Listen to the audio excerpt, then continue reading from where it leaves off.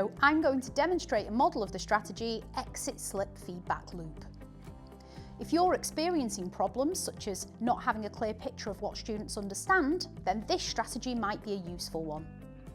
You might want to copy the strategy, or you might want to adapt it for your own context. If you do adapt it, do remember to try to maintain the steps that we think make this strategy effective. And these are: create a brief targeted prompt that aligns with the lesson's objective and encourages reflection.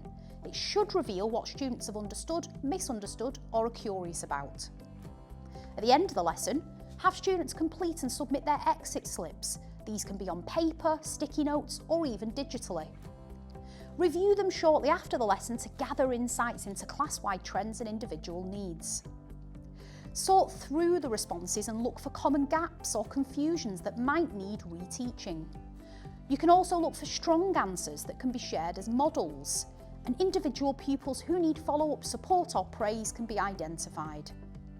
Use the information to inform your next lesson through targeted reteaching, clarification, extension, or even feedback. I'm now going to model what this might look like in a classroom. So students have just completed a practical and explanation task about how heat is transferred through different materials. The teacher uses an exit slip to check for understanding and identify misconceptions. Okay, so before you pack away, I'd like you to complete a quick exit slip. On the slip, or in your books, write a response to this prompt on the board. One thing I understand well from today's lesson, and one thing I'm still unsure about or want to go over again. This helps me know what landed well today and what I need to explain more clearly next time.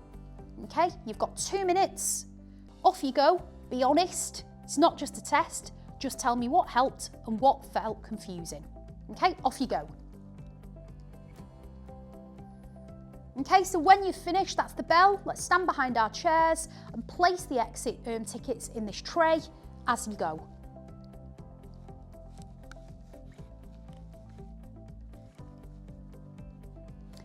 Lots of students mixed up insulation and conduction. I'll start next lesson with a visual recap and model some examples using real-world examples. Okay, welcome back everybody. Yesterday, lots of you showed a great understanding of how heat travels through metals. A few of you asked whether insulators trap or stop heat completely. Great question. So someone wrote, I'm confused whether an insulator keeps heat in or keeps heat out. Let's clear that up together using these examples. Oven mitts, foil, and fleece jackets. So thank you for your honesty. This helps us all learn more deeply. So as you can see, this strategy reinforces that student feedback shapes our teaching, and that exit slips are low stakes, high impact tools for building responsive instruction and learner confidence.